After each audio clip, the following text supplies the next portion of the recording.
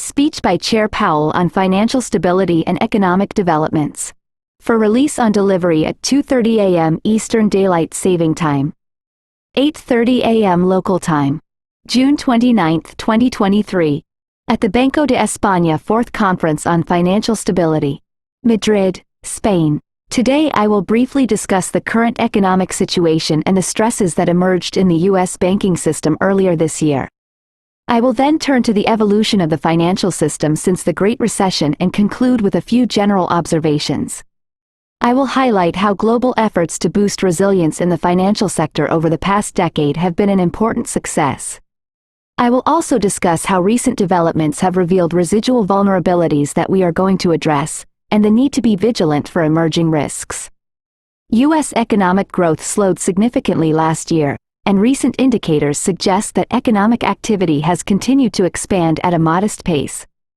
Growth in consumer spending has picked up this year, and some indicators in the housing market have turned up recently. At the same time, activity in the housing sector remains far below its peak in early 2022, reflecting the effects of higher mortgage rates. Higher interest rates and slower output growth also appear to be weighing on business fixed investment. The labor market remains very tight. Over the past 3 months, payroll job gains have been robust. The unemployment rate has moved up but remains low. There are some signs that supply and demand in the labor market are coming into better balance, including higher labor force participation, some easing in nominal wage growth, and declining vacancies. While the jobs-to-workers gap has declined, labor demand still substantially exceeds the supply of available workers. Inflation, however, remains well above our longer-run goal of 2%. Over the 12 months ending in May, total personal consumption expenditures, PCE, prices are estimated to have risen 3.9%, excluding the volatile food and energy categories. Core PCE prices likely rose 4.7%. Inflation has moderated somewhat since the middle of last year. Nonetheless, inflation pressures continue to run high, and the process of getting inflation back down to 2% has a long way to go. Since early last year, we have raised our policy rate by 5 percentage points. We see the effects of our policy tightening on demand in the most interest rate sensitive sectors of the economy, particularly housing and investment. It will take time, however, for the full effects of monetary restraint to be realized, especially on inflation. The economy is also facing headwinds from tighter credit conditions for households and businesses, which are likely to weigh on economic activity, hiring, and inflation. Tighter credit conditions are a natural result of tighter monetary policy, but the bank stresses that emerged in March may well lead to a further tightening in credit conditions. The extent of these effects remains uncertain.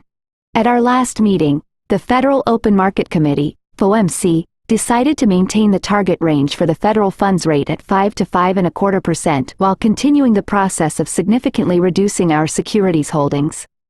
We made this decision in light of the distance we have come in tightening policy, the uncertain lags in monetary policy, and the potential headwinds from credit tightening. As noted in the FOMC's summary of economic projections, a strong majority of committee participants expect that it will be appropriate to raise interest rates 2 or more times by the end of the year.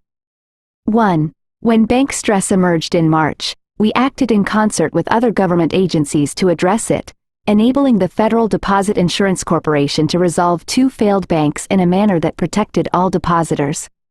We also used our liquidity tools to make funding available to banks that might need it. In addition to our discount window, we established a new facility under our emergency lending authorities, the Bank Term Funding Program. Our provision of liquidity through these tools supported the stability of the financial system without restricting the use of our monetary policy tools to firm the stance of policy as part of our efforts to reduce inflation. The banking system remains sound and resilient, deposit flows have stabilized, and strains have eased. Evolution of the system since the Great Recession. A little more than a decade ago, the global financial crisis required extraordinary interventions by governments around the world. Stabilizing the U.S. financial system required coordinated efforts by all parts of the government, including $700 billion in taxpayer funds to recapitalize banks, a suite of Fed emergency liquidity facilities, as well as government guarantees on bank transaction accounts and money market mutual funds. Despite these efforts, the Great Recession brought misery to countless millions. As the crisis slowly receded, authorities in the US and around the world implemented a host of reforms. The goal was to build a system that could withstand severe shocks, including unanticipated ones that might arrive from any direction. In other words, a financial system that would be a source of strength during stressful periods. A key pillar was building resilience in the banking system. This effort was remarkably successful. Over the course of the decade, capital and liquidity at the largest U.S. banks more than doubled. We began a program of rigorous annual stress tests to ensure the banking system was capitalized against severe recessions and financial market turmoil. The Great Recession also underscored the critical importance of the non-bank sector. Here, too, the authorities have undertaken a number of steps to build resilience, although much remains to be done. In 2020, the financial system was again tested, facing a truly unprecedented shock as the pandemic brought the global economy to a standstill. Investors scrambled for safety and liquidity during the dash for cash. Financial markets came under extreme pressure. Ultimately, the authorities had to support financial markets again as part of the extremely forceful monetary and fiscal response to the public health emergency. The banking system, however, was now far more resilient than it had been before the reforms and thus well positioned to absorb the shock. We cannot take the resilience of the financial system for granted, however. The multiple shocks we have seen over the past year or so, including the extreme volatility in commodity markets following Russia's invasion of Ukraine and, of course, surprisingly high and persistent inflation as well as the associated increase in interest rates, stressed a range of bank and non-bank financial institutions. 3 general observations stemming from the recent banking turmoil. Given the efforts to build resilience in the banking system over the past decade and a half, 2 natural questions are: why did Silicon Valley Bank, SVB, and 2 other sizable U.S. banks fail this spring? And why did Credit Suisse, a global systemically important bank, GSIB, require a government-supported rescue acquisition? We are committed to learning the lessons from the U.S. bank failures for our program of supervision and regulation. I will offer 3 observations about the events. The first observation is that it is very difficult to resist the natural human tendency to fight the last war. In 2008, we saw banks come under stress from outsized credit losses and insufficient liquidity. Such losses appeared possible in the early days of the 2020 crisis, although they ultimately did not materialize. In our stress tests, we have considered severe stress scenarios that produced losses on banks' books, including outsized credit losses. But, of course, SVB's vulnerability came not from credit risk, but from excessive interest rate risk exposure and a business model that was vulnerable in ways its management did not fully appreciate, including a heavy reliance on uninsured deposits. These events suggest a need to strengthen our supervision and regulation of institutions of the size of SVB. I look forward to evaluating proposals for such changes and implementing them where appropriate. 2. Much will depend on getting the specifics right, and we should bear in mind that there are always trade-offs in any financial regulation.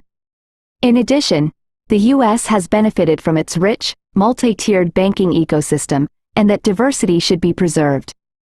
The second observation is the value of forthrightly recognizing when a crisis is building and responding decisively. When SVB failed, it was clear that a number of standard assumptions, even though they were informed by hard experience, were wrong. Notably, bank runs were no longer a matter of days or weeks. They could now be nearly instantaneous. Fortunately, in concert with other parts of the government, we were able to act decisively to meet the liquidity needs of the banking system, protect depositors, and limit contagion. The third observation is the value of having the very largest banks be highly resilient. Our regulatory system is much stronger for the substantial additional safeguards we have built around the GSIBs since the Great Recession. They are subject to capital surcharges, required to be highly liquid, and held to the highest supervisory standards. The events of the past couple of months would have been much more difficult to manage had the largest banks been undercapitalized or illiquid.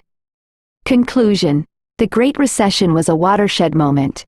demonstrating the terrible consequences a fragile financial system can have on people's lives. In response, regulators in the US and around the globe set out to build a much more resilient financial system. And the ensuing experiences of the pandemic in the past few months did much to validate this approach. The bank runs and failures in 2023, however, were painful reminders that we cannot predict all of the stresses that will inevitably come with time and chance. We therefore must not grow complacent about the financial system's resilience. And building and maintaining that resilience requires collaboration. The system was able to withstand recent shocks because of the efforts by regulators and legislators, including our international counterparts in the globally interconnected financial system. We will take these lessons on board, and we will keep learning, as we must, because the work of building and maintaining a resilient financial system is never done.